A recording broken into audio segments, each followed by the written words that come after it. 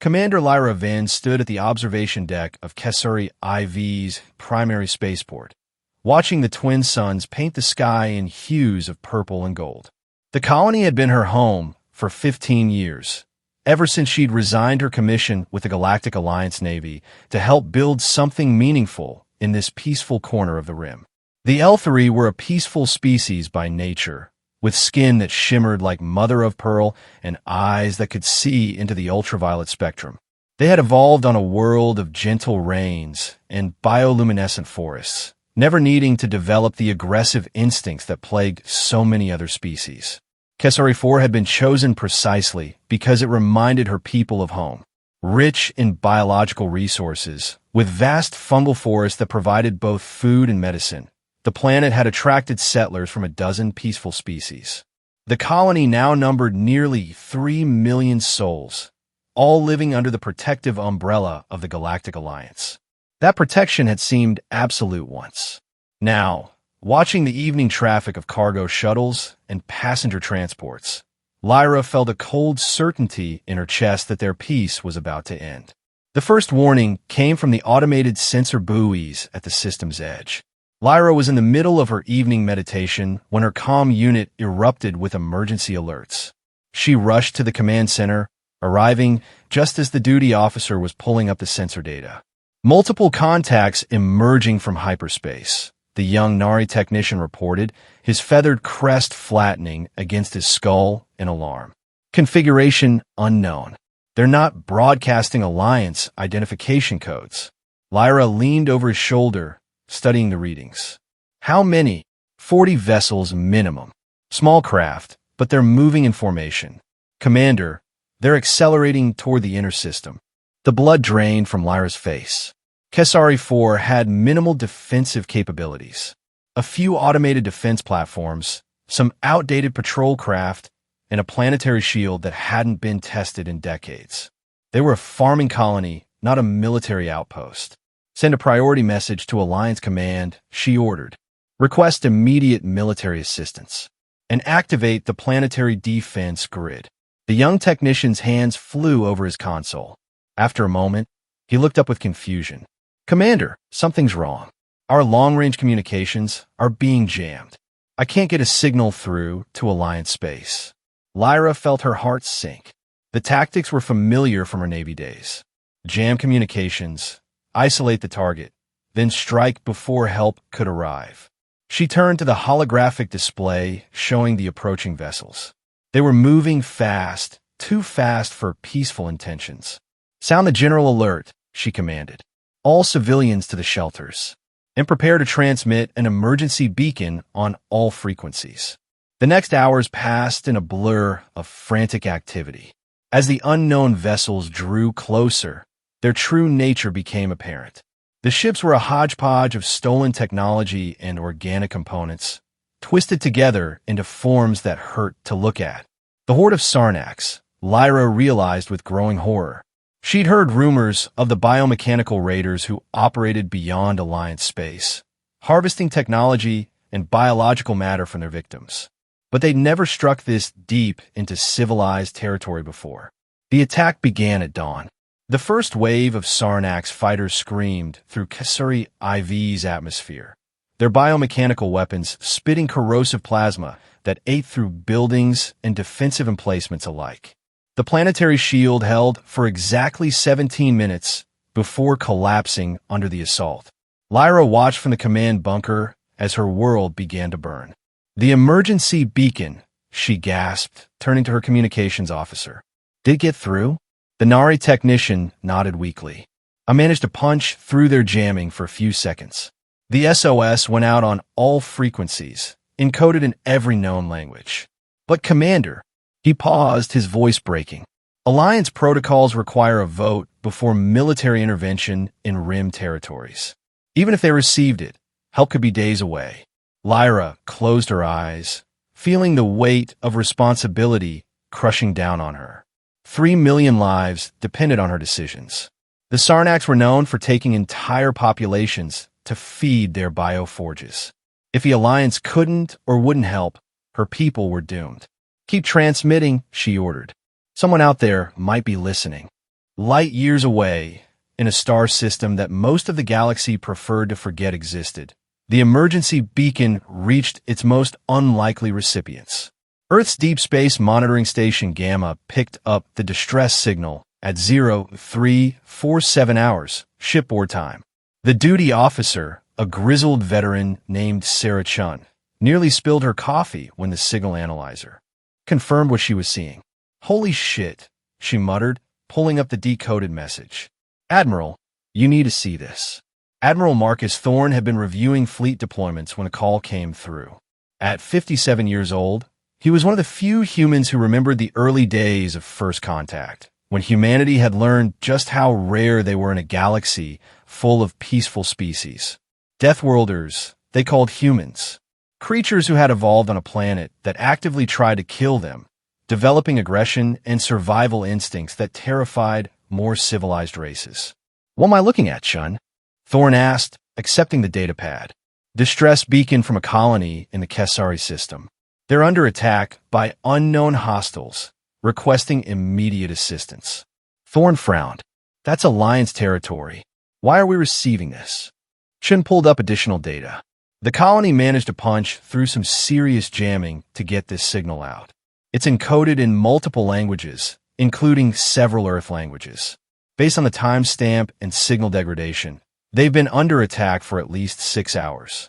The Admiral's expression darkened. He'd served alongside Alliance forces before, knew their bureaucratic processes. A Rim colony under attack would be debated in committee while people died. "What's our closest fleet element?" "Third Battle Group is conducting exercises near the Orion Nebula. That's 18 hours at maximum burn." Thorne was already moving, his voice carrying the authority of decades of command. "Signal Third Battle Group. Alert status red. Full combat deployment to the Kesari system." "And Chun? Signal the Alliance that we're responding to a distress call. We'll deal with the diplomatic fallout later." Chin's eyebrows rose. "Sir, that's 60 ships. The Alliance is going to lose their minds when a human war fleet shows up in their territory." "Good," Thorne growled. "Maybe next time they'll actually protect their own people." Back on Kesari 4, the situation had deteriorated from desperate to hopeless. The Sarnax's ground forces were unlike anything Lyra had encountered in her military service. Twisted amalgamations of flesh and technology, they moved through the colony's streets like a plague, consuming everything in their path. The local defense forces, such as they were, had been overwhelmed in the first hour. Lyra coordinated the evacuation from the emergency bunker, trying to save as many lives as possible. The civilian shelters were holding, for now, but she knew it was only a matter of time. The Sarnax's were systematically destroying the colony's infrastructure, cutting power and water to the underground refuges. "Commander," her aide reported, voice tight with fear. "The Council is demanding to speak with you." Lyra suppressed a sigh. The Planetary Council had been arguing for hours about whether to attempt negotiations with the Sarnax's.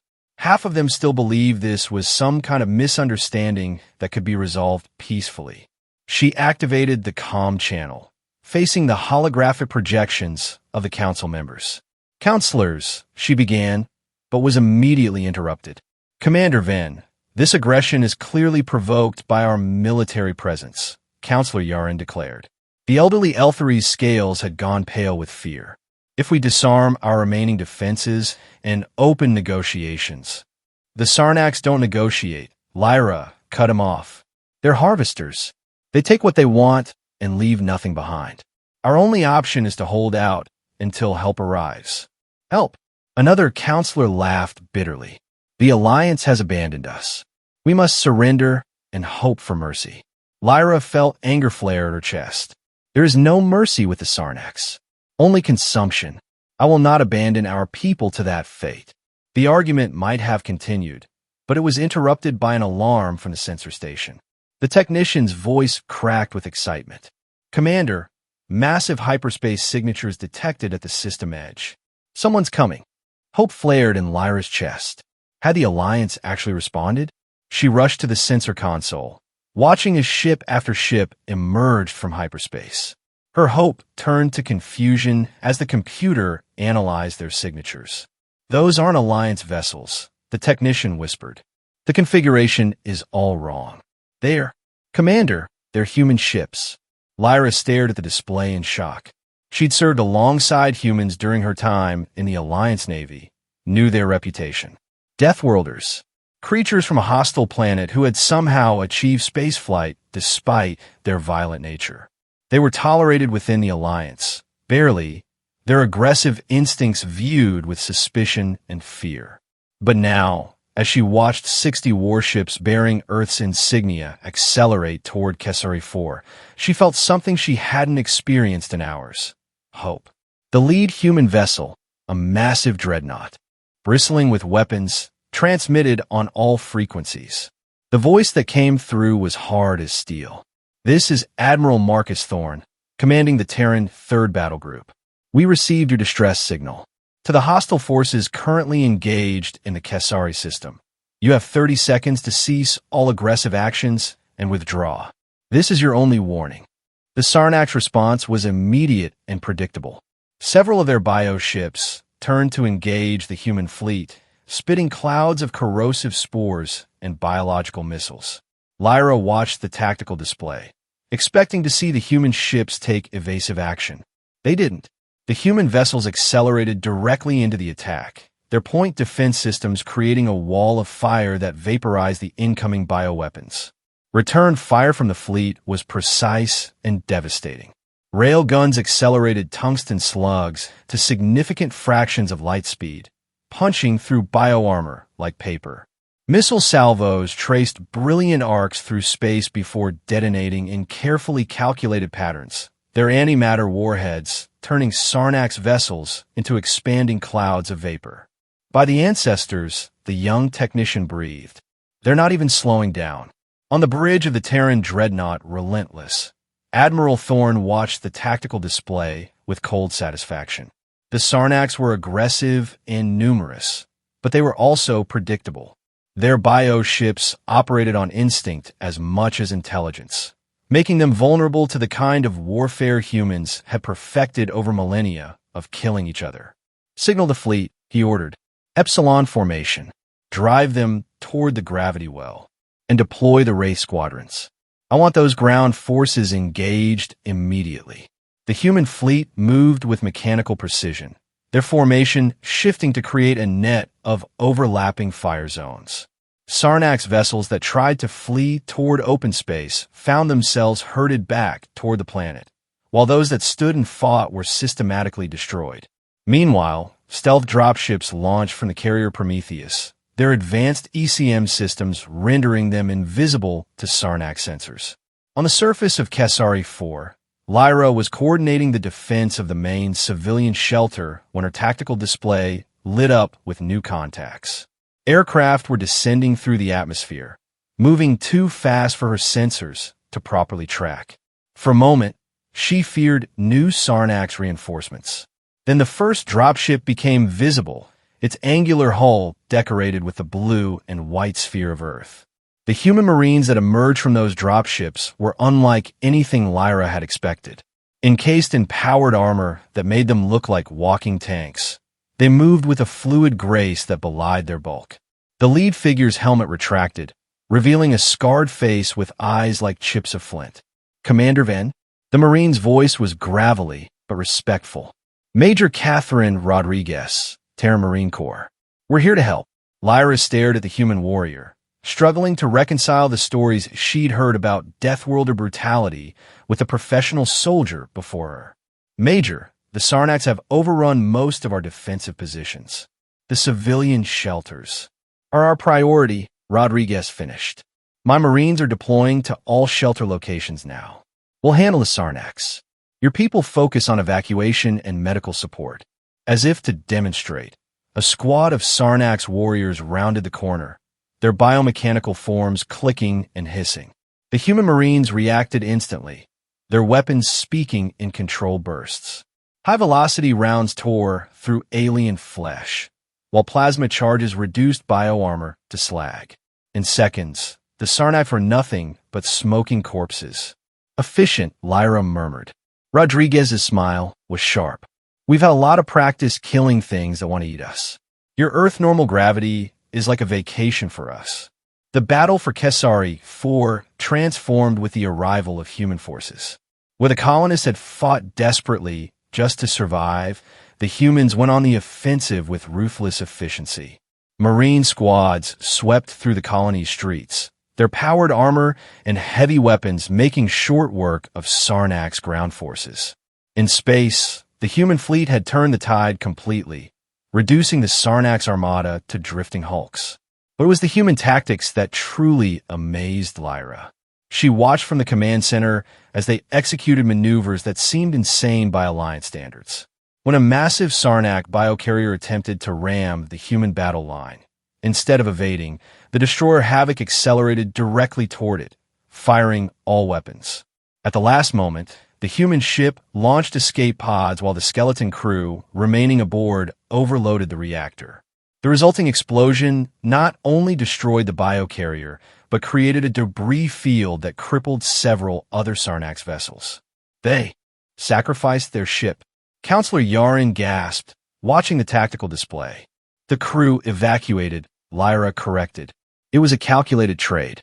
1 destroyer for a capital ship and 3 escorts. She found herself admiring the cold mathematics of it. This was warfare as the humans understood it, brutal, efficient, and utterly without mercy. The climax of the battle came when the Sarnax attempted to regroup for a final assault. Their remaining ships merged together, forming a massive bioconstruct that dwarfed even the human dreadnought. Lyra watched in horror as the monstrous amalgamation began to move toward Kesari 4, its bulk large enough to cause catastrophic damage if it reached the surface. Admiral Thorne's voice crackled over the comm. Commander Van, I recommend you evacuate your remaining surface personnel to hardened shelters. This is about to get messy. What are you planning? Lyra asked, though part of her already suspected. Something we call a Trojan horse. Old Earth legend. You might want to watch this. The human fleet pulled back, seeming to retreat before the massive Sarnax construct. Then, from the debris field of the earlier battle, dozens of objects began to activate. Lyra's sensors registered them as escape pods and cargo containers, drifting among the wreckage. The Sarnax, driven by their instinct to consume and absorb, drew the debris into their bioconstruct. Now, Thorne commanded. The abandoned containers detonated simultaneously, not with conventional explosives, but with thermonuclear warheads that had been carefully shielded to avoid detection. The chain reaction was visible from the planet's surface, a new star blooming in the sky, as the Sarnax superconstruct tore itself apart from within. The aftermath was swift. Deprived of their central command structure, the remaining Sarnax forces fell into disarray. Human Marines mopped up the ground forces with methodical precision, while the fleet eliminated the last few bio-ships attempting to flee the system. Within hours, the battle was over. Lyra stood in the ruins of the colony's central plaza, watching human medical personnel treat wounded civilians. The contrast was jarring. The same Deathworlders who had just annihilated an enemy fleet were now gently tending to injured children, their powered armor servos whining softly as they moved with exaggerated care. Major Rodriguez approached, her armor scorched and dented from combat. Commander, we've secured all civilian shelters. Casualty count is better than expected. Your people did while holding out. Thank you, Lyra said, meaning it. I honestly didn't think anyone would come. Rodriguez's expression hardened slightly. We monitor all distress frequencies. When someone calls for help, we answer. That's what separates us from them. She gestured toward the sky, where Alliance ships were finally beginning to arrive. The Alliance fleet's arrival was almost anticlimactic. The sleek vessels emerged from hyperspace in perfect formation, their crews probably expecting to find a conquered world. Instead, they found human warships in defensive positions and Marine dropships conducting relief operations. The communication from the Alliance flagship was stiff with barely concealed outrage. This is Alliance Admiral Koresh. Terran vessels, you are in violation of treaty. This system is under Alliance protection. Admiral Thorne's response was blunt. Where was that protection 12 hours ago? We responded to a distress call while you were still debating in committee. Lyra found herself in the middle of the ensuing diplomatic storm. Alliance officials demanded explanations, accused the humans of territorial violation, and insisted that the situation had been under control. She listened to their excuses and justifications with growing anger. Finally, she'd had enough. Counselors, admirals, distinguished representatives, she began, her voice cutting through the arguing. Let me be clear. The Sarnax attacked us. They jammed our communications. They slaughtered our people. The Alliance failed to respond. The humans did not. Commander Vin, Admiral Koresh's hologram, turned toward her. You don't understand the larger implications. The human presence here saved 3 million lives, Lyra interrupted. That is the only implication that matters to me. The arguments continued for hours, but the outcome was already decided. The humans had established a defensive perimeter around Kesari 4 and showed no intention of leaving until the colony's defenses were rebuilt. More importantly, word of their intervention was spreading through the Rim worlds. Other colonies, long neglected by the Alliance's bureaucracy, were taking notice. Admiral Thorne met with Lyra privately after the official meetings. The human's stern features had softened slightly, though his eyes remained alert. You know this changes things, he said quietly. The Alliance won't forget this. They'll paint us as aggressors, militarists threatening their peaceful order. Lyra nodded slowly. And what will you do? What we've always done. Protect those who need it. The Alliance thinks our aggression makes us dangerous. They're right. But they forget that we can choose who we're dangerous to. He paused, studying her face. The question is, what will you do? It was a question that had haunted Lyra since the first Sarnax ship appeared in their sky. She thought of the Council's willingness to surrender, of the Alliance's delayed response, of the human Marines who had died defending people they'd never met. I think, she said slowly, that Kesari 4 needs to reconsider its defensive arrangements. The ceremony took place in the rebuilt Central Plaza 3 months after the battle. The plaza was filled with colonists, humans, and even a few uncomfortable Alliance observers. Lyra stood at the podium, looking out at the mixed crowd. 3 months ago, she began, we learned a harsh truth. The peace we thought we had was an illusion. When the Sarnax came, we called for help. The established powers, those we trusted to protect us, debated while we burned. But others heard our call. The ones they called Deathworlders. The ones they fear. She paused, meeting the eyes of the human Marines in the crowd. They came not with treaties or conditions, but with ships and soldiers. They bled for us, died for us, though we were strangers to them.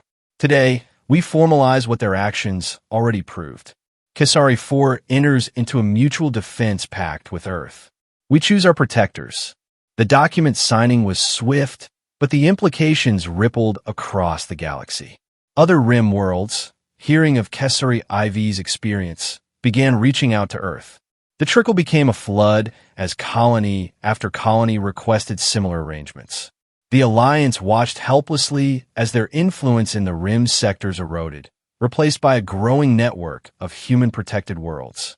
Lyra stood once more at the observation deck, watching new defense platforms take shape in orbit. They were human designs, bristling with weapons and shields that would give any aggressor pause. Below, she could see Marine instructors drilling local volunteers, teaching them the combat skills the Alliance had deemed unnecessary for civilized beings. Major Rodriguez joined her, now serving as military liaison to the colony. Having second thoughts? No, Lyra replied firmly. The Alliance operates on the principle that all species should be peaceful. But peace without the ability to defend, it is just vulnerability. You humans understand something they don't. And what's that? Lyra turned to face the human, her expression thoughtful. That sometimes the most civilized thing you can do is be dangerous enough that no one dares hurt those under your protection. Rodriguez smiled slightly. Took us a few thousand years of killing each other to learn that lesson. Glad we can share it. As the twin suns set over Kesari 4, Lyra reflected on how much had changed. The colony was stronger now, more confident. Children played in streets once filled with Sarnax horrors, protected by the promise of human intervention. The Alliance still sent diplomatic protests, but their words carried less weight with each passing day. The message had spread throughout the Rim worlds. When the SOS reaches Deathworlders, they don't send aid. They send a fleet. And sometimes that makes all the difference. Years later, historians would mark the Battle of Kesari 4 as the beginning of a new era in galactic politics. The carefully maintained fiction of the Alliance's universal protection crumbled, replaced by a more complex reality. Humans, once barely tolerated as dangerous primitives, became the guardians of the Rim. Their willingness to fight, to bleed for others, earned them something the Alliance had never truly given: respect. For Lyra Venn, the change was more personal. She had started as a commander loyal to an ideal of peaceful unity. She emerged as a leader who understood that peace must sometimes be won through strength. Her memoirs, written decades later, would conclude with a simple observation. The day the Deathworlders came, we learned that loyalty is not found in treaties or bureaucratic promises. It is found in action, in the willingness to stand between the innocent and those who would harm them. On that day, we discovered who our true allies were. They were the ones the galaxy feared most, and that fear was justified. But it was not directed at us. We were under their protection now, and that made all the difference. The transformation of the Rim worlds continued, each planet that joined the Human Protection Network adding to a new power block in galactic politics. The Alliance maintained control of the core worlds, but their influence waned with each passing year. Humans established training academies, helping peaceful species develop their own defensive capabilities while maintaining rapid response fleets. The Sarnax never again threatened the Rim worlds. Whether from fear of human retaliation or simple strategic calculation, they confined their raids to unprotected systems. Other potential aggressors took note. The equation had changed. Attacking a human-protected world meant facing not just local defenses, but the full might of Earth's military. For the people of Kesari 4, life returned to something resembling normal, though with notable differences. Defense drills were now routine. Young adults volunteered for military training. The colony's children grew up knowing that the star-filled sky held both wonders and dangers, but also knowing they were not alone. The Plaza Memorial, erected on the first anniversary of the battle, bore a simple inscription in multiple languages: to those who answered our call when others would not. To those who bled for strangers. To the protectors from a death world, who showed us that strength and compassion are not opposites, but companions. Admiral Thorne, retired now, but still revered among the Rim worlds, would often say that humanity's greatest export wasn't technology or culture, but a simple principle. Those who can protect others have a moral obligation to do so. It was a philosophy born from humanity's bloody history, refined through generations of conflict, and now offered freely to a galaxy that was slowly learning its value. The old order, based on the assumption that all civilized species would naturally embrace pacifism, gave way to a new understanding. Peace was precious, but it required guardians. And sometimes the best guardians were those who knew intimately the horrors of war, who had evolved on a world that taught them both how to fight and why fighting should be a last resort. For Commander Lyra Venn, watching her world flourish under its new protectors, the lesson was clear. The Deathworlders had come not as conquerors, but as shields. They offered not subjugation, but partnership. In their strength, the Rim worlds found not fear, but hope. And across the galaxy, on worlds that had long felt abandoned by distant bureaucrats, communication arrays turned toward Earth. The message was always the same: we need protection. The answer never varied: we're on our way. The galaxy had learned a fundamental truth. When the SOS reaches Deathworlders, they don't send aid. They send a fleet.